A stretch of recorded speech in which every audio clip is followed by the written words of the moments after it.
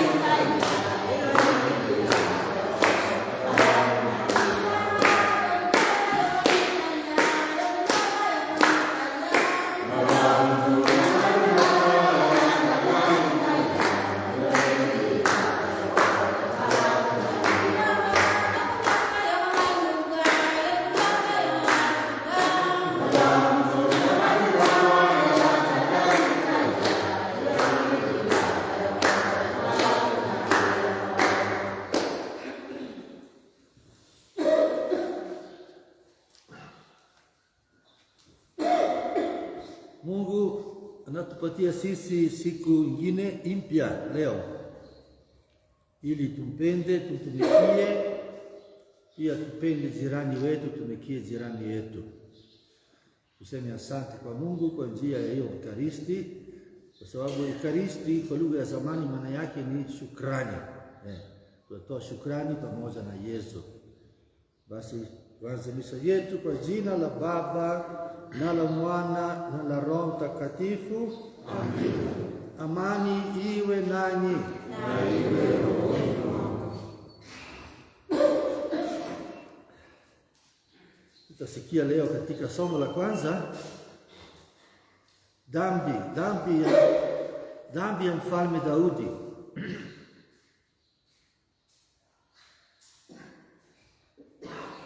Aliiba bibi ya mtu mwingine, akaua mtu. Hata sisi ni wakosefu, tunafanya dhambi, lakini baadaye lazima kutubu, kusema sorry. Sasa tunasema sorry kwa Mungu kwa makosa yetu yote. Ikiwa ni dhambi kubwa, ni dhambi kidogo, ni dhambi tu. Kwa hiyo tunasema pole kwa Mungu, atupatie roho safi, kumtolea sadaka ipasavyo.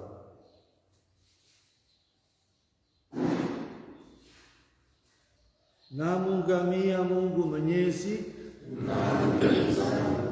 kwani nimekosa mno kwa mawazo, kwa maneno, kwa vitendo na kwa kutotimiza wajibu. Nimekosa sana. Ndiyo maana namuomba Maria mwenye heri, Bikira, malaika na watakatifu wote, nanyi ndugu zangu, niombeeni. Mungu Mwenyezi atuhurumie, atusamehe dhambi zetu, atufikishe kwenye uzima wa milele. Bwana utuhurumie. Kristo utuhurumie. Bwana utuhurumie. Tuombe.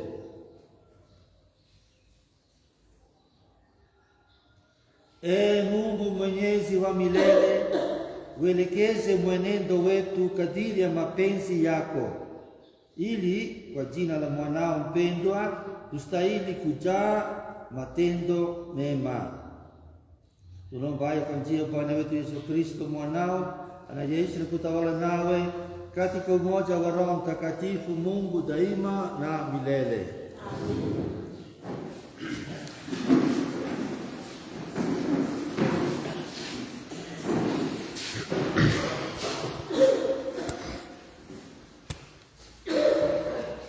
Somo katika kitabu cha pili cha Samueli.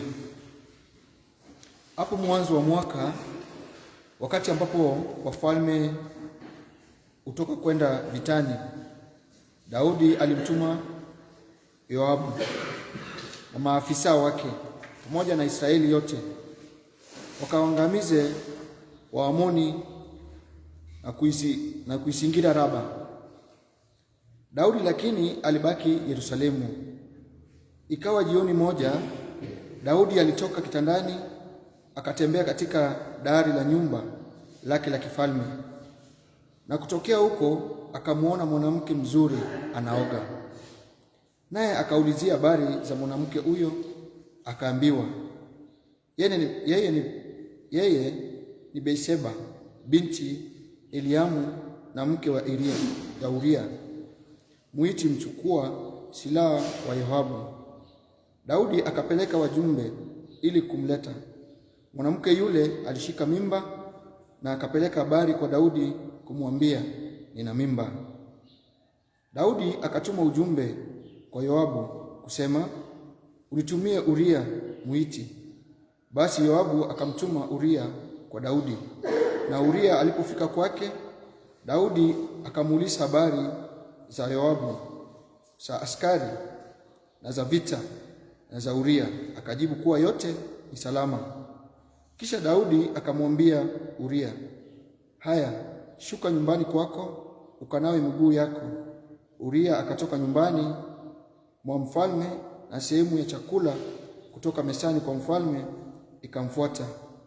Lakini alilala mlangoni mwa nyumba la mfalme pamoja na watumishi wengine wa bwana wake, wala hakushuka kwenda nyumbani kwake.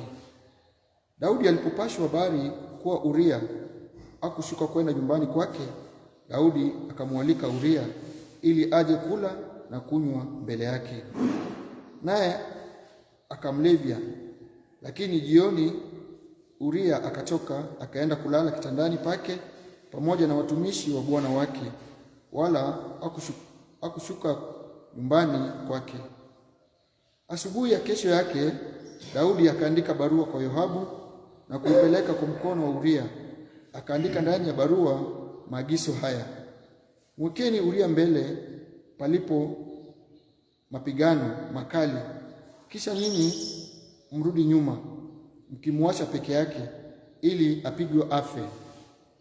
Basi Yoabu alipokuwa akiusingira mji, aliweka Uria mahali palipokuwa na mapigano makali. Wapiganaji wa mji walipochambulia Yoabu, baadhi ya watumishi wa Daudi walianguka na Uria Mwiti naye akafa. Neno la Bwana. Saburi ya kuitikizana. Uturehemu e Bwana, kwa kuwa tumetenda dhambi. Uturehemu e Bwana, kwa kuwa tumetenda dhambi. Uturehemu e Bwana, kwa kuwa tumetenda dhambi. Uturehemu e Bwana, kwa kuwa tumetenda dhambi. Uturehemu e Mungu, kulingana na wema wako, kwa kadiri ya huruma yako kuu. Uyafute makosa yangu, unioshe kabisa na uovu wangu, unitakase dhambi yangu. Kitikio: uturehemu e Bwana, kwa kuwa tumetenda dhambi. Kwa maana natambua makosa yangu, na dhambi yangu ipo daima mbele yangu. Nimekukosea wewe peke yako, nitatenda yaliyo mabaya mbele yako, mbele ya macho yako. Kitikio: uturehemu e Bwana, kwa kuwa tumetenda dhambi. Hivyo wewe ni mwenye haki unenapo, na mwenye kustahili utoapo hukumu. Tazama, mimi nimekuwa mdhambi toka kusaliwa. Mama yangu alinichukua mimba nikiwa mdhambi. Kitikio: uturehemu e Bwana, kwa kuwa tumetenda dhambi. Unijalie kusikia furaha na shangwe, nayo mifupa ulioipanda ishangilie. Ugeuse uso wako uniangalie dhambi zangu, ufute makosa yangu yote. Kitikio: uturehemu e Bwana, kwa kuwa tumetenda dhambi. Tusimame kwa shangilio.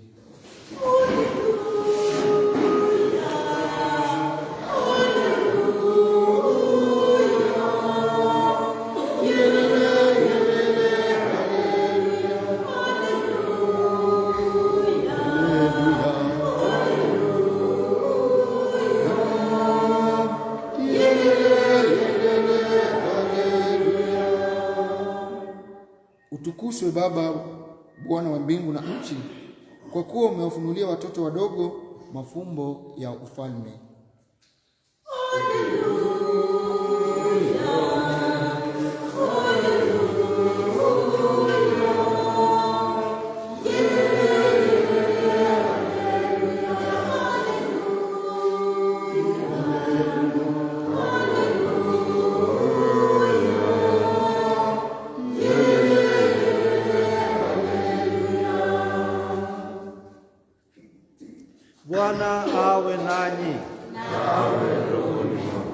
Somo la Injili takatifu ilivyoandikwa na Marko.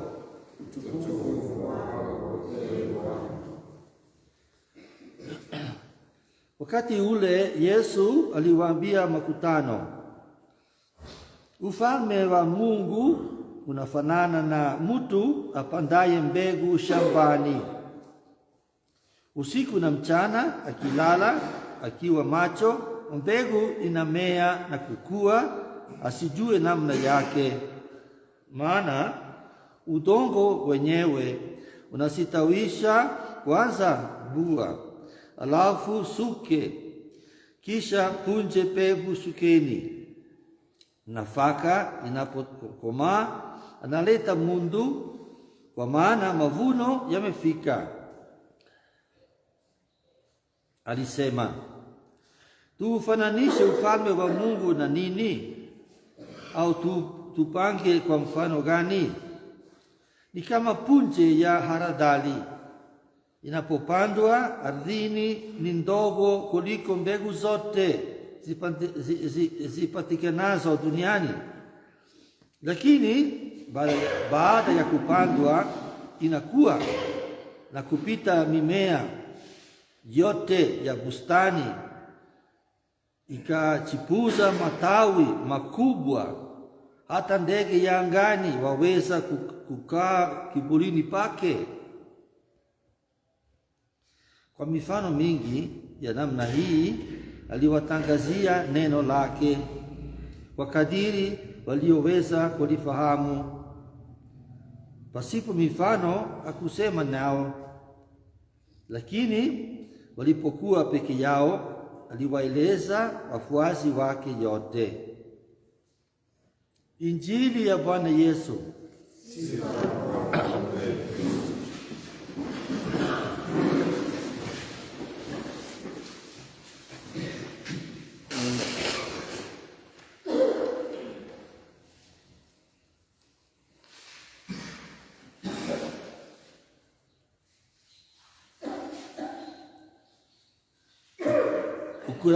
Ukurasa ya leo tumesoma kwa mwanzo inajulikana sana.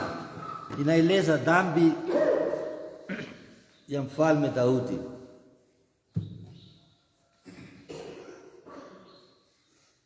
Kuiba bibi ya mtu mwingine na kuua.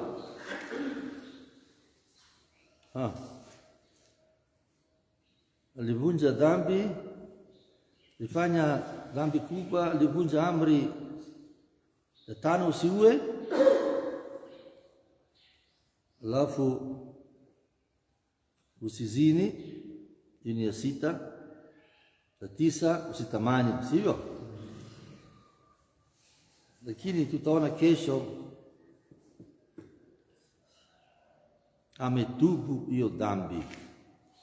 Wakati nabii alikuja kwake kuambia, hajasema lakini mimi ni mfalme, mimi na niko na uwezo. No, alikubali makosa yake, akalia. Alafu alitunga hiyo zaburi mzuri sana ambayo tumesoma saa hii. Zaburi mzuri sana. Zaburi 51. Uturehemu e Bwana, kwa kuwa tumetenda dhambi. Unihurumie Mungu kulingana na wema wako. Uyafute makosa yangu. Sisi sote ni wakosefu. Mtu kisema mimi sina makosa, mimi sio mbaya, mimi sina makosa, acha uongo wako. Acha uongo. Ukubali na kutubu na kuomba msamaha, maana Mungu anakusamehe. Na usirudi tena dhambini, jaribu. Hata tunakumbuka yule mwanamke alishikwa akifanya kuzini na mwanaume ametoroka, lakini mwanamke ameshikwa. Sasa watu wanataka kupiga yeye kwa mawe.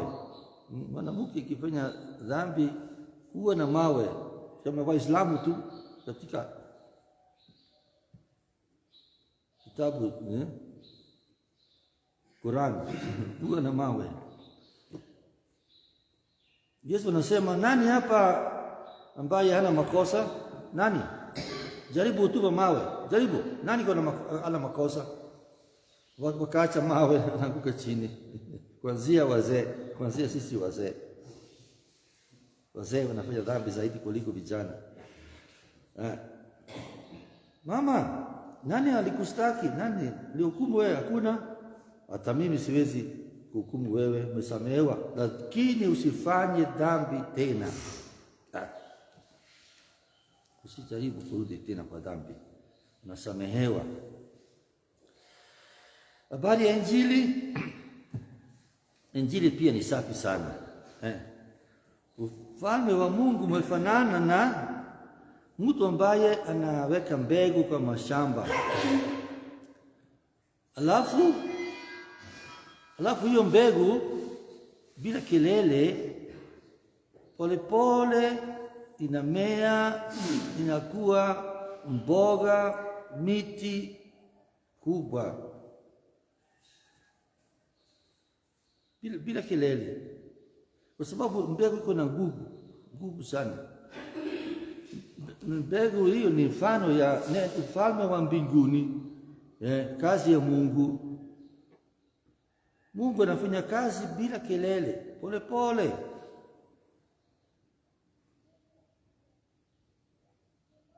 Tunataka kuwa na imani ya kwamba ufalme wa Mungu, hakuna kitu anashinda ufalme wa Mungu. Mungu ana uwezo, ana nguvu. Tuna Mtakatifu Joseph Alamano, mwanzilishi ya chama cha misionari ya Consolata, ambaye mimi pia ni mkonsolata. Alituambia, tenda mema, fanya kazi nzuri, fanya kazi vizuri bila kelele.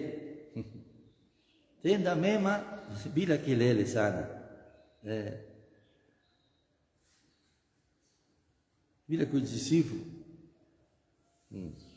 Ni kama methali nasema, chema chajiuza, kibovu chajitembeza.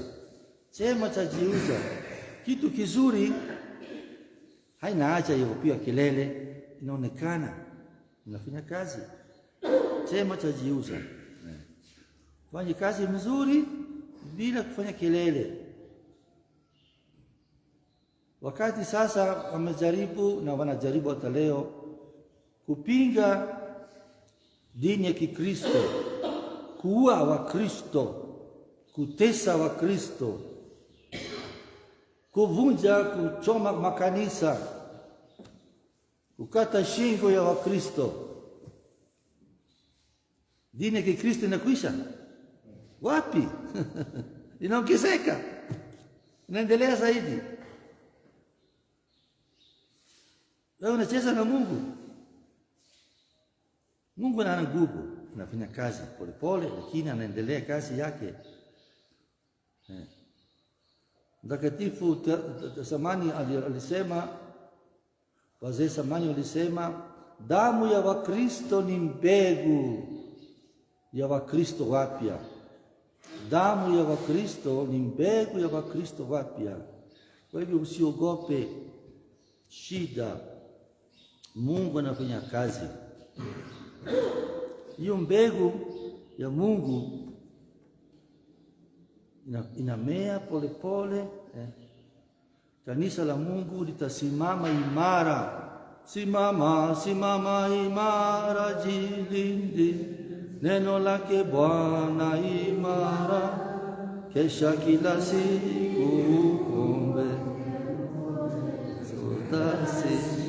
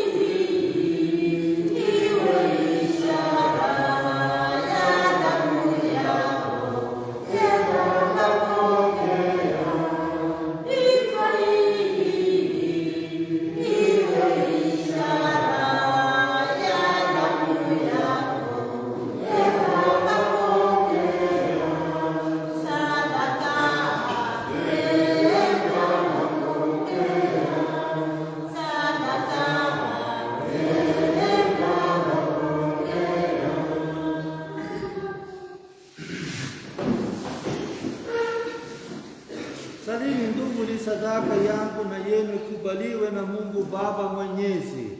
Bwana apokea sadaka mikononi mwako kwa sifa na utukufu kwa jina lake, na pia kwa manufaa yetu sisi na manufaa ya kanisa lako takatifu. Bwana, upende kuvipokea kwa wema vipaji vyetu.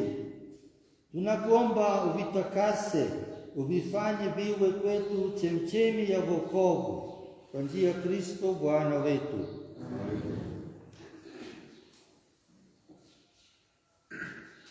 Bwana awe nanyi. Inueni mioyo. Tumshukuru Bwana Mungu wetu. Kweli ni vema na haki, tendo la kufaa na kuleta wokovu. Tukushukuru wewe daima na popote, Baba uliye mtakatifu, kwa njia ya mwanao mpenzi Yesu Kristo, neno wako ambaye kwa njia yake uliumba vitu vyote.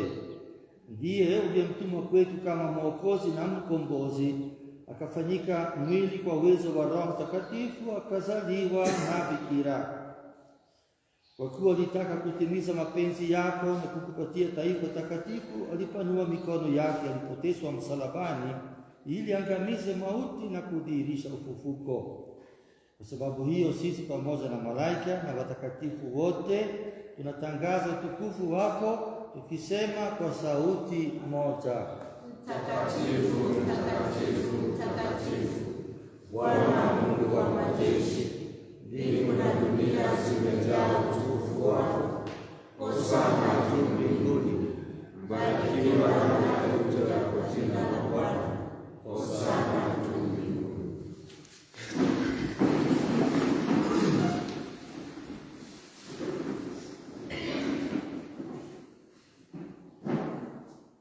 Bwana kweli mtakatifu na chemchemi ya utakatifu wote, tunakuomba uvitakatifuze vipaji hivi kwa nguvu ya Roho wako, ili viwe kwetu mwili na damu ya Bwana wetu Yesu Kristo. Yeye alipotolewa na kuingia kwa hiari katika mateso yake, alitwaa mkate, akashukuru, akaumega, akawapa wafuasi wake akisema, twaeni mule nyote, huu ndio mwili wangu utakaotolewa kwa ajili yenu.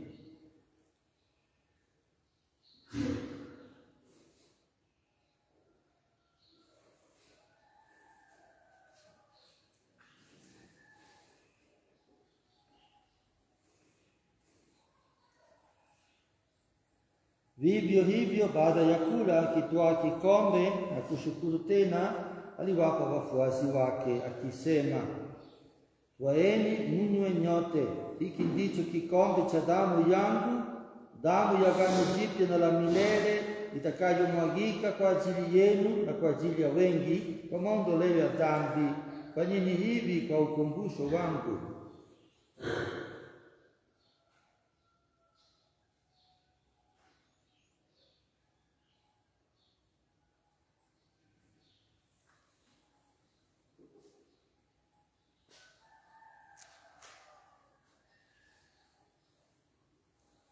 Tutangaze fumbo la imani.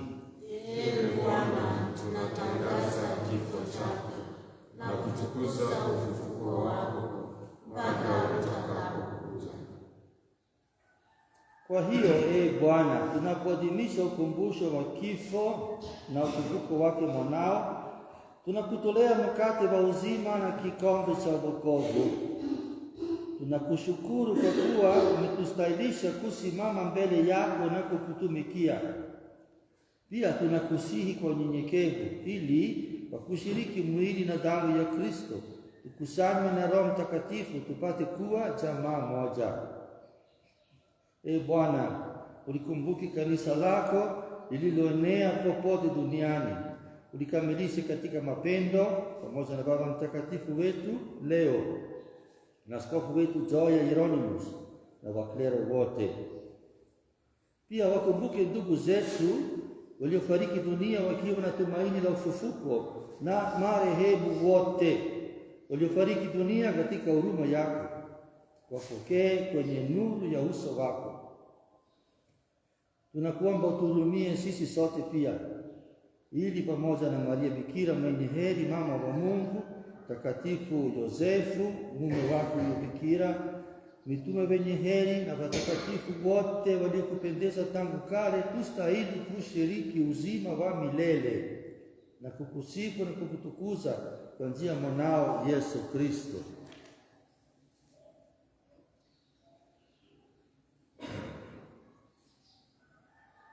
Kwa njia yake na pamoja naye na ndani yake, wewe Mungu Baba Mwenyezi, katika umoja wa Roho Mtakatifu, unapata heshima yote na utukufu milele na milele. Amina.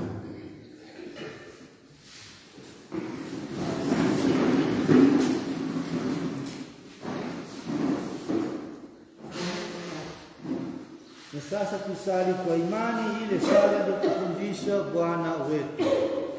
Baba yetu uliye mbinguni, jina lako litukuzwe, ufalme wako ufike, utakalo lifanyike duniani kama mbinguni.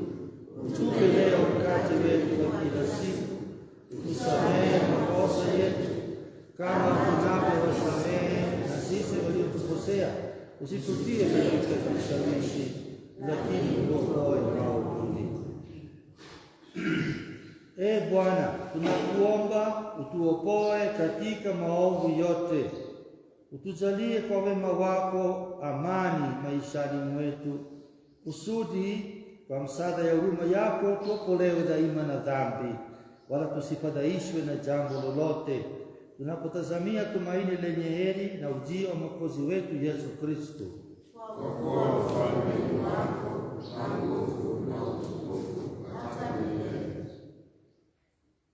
Bwana Yesu Kristo, uliyewaambia mitume wako, amani na wachieni, amani yangu na wako, usizitazame dhambi zetu, ila tu imani ya kanisa lako, upendi kulijalia amani na umoja, kama yalivyo mapenzi yako, na yeishi na kutawala milele na milele. Amen. Amani ya Bwana iwe daima nanyi, na tupeane amani.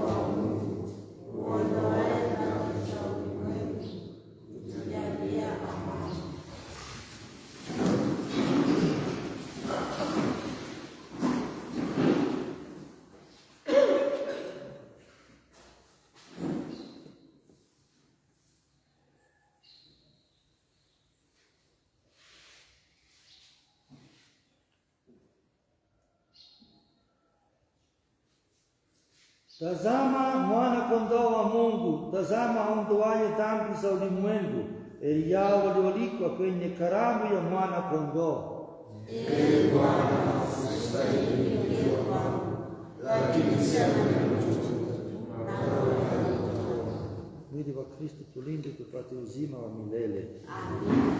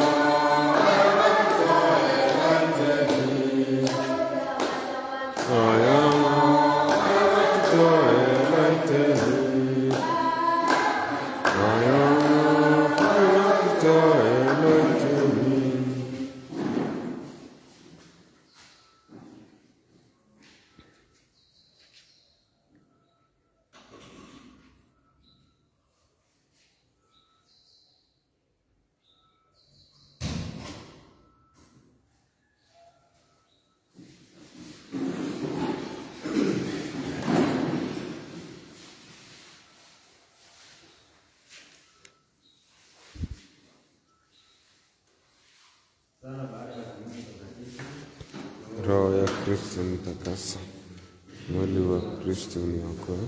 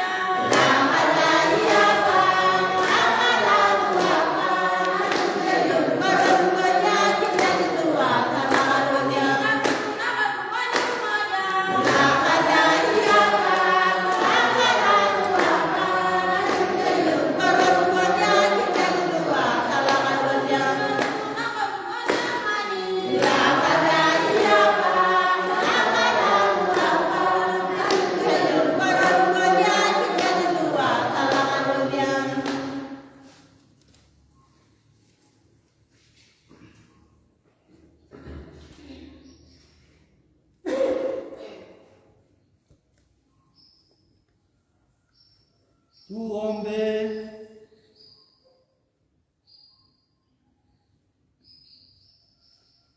Mungu Mwenyezi, tunakuomba utujalie ili kwa kuipokea neema iletayo uzima wako tuone daima fahari juu ya fadhili zako kwa njia ya Kristo Bwana wetu. Amen. Bwana awe nanyi. Mungu Mwenyezi awabariki Baba na Mwana na Roho Mtakatifu. Amen. Pendeni na amani. Siku njema.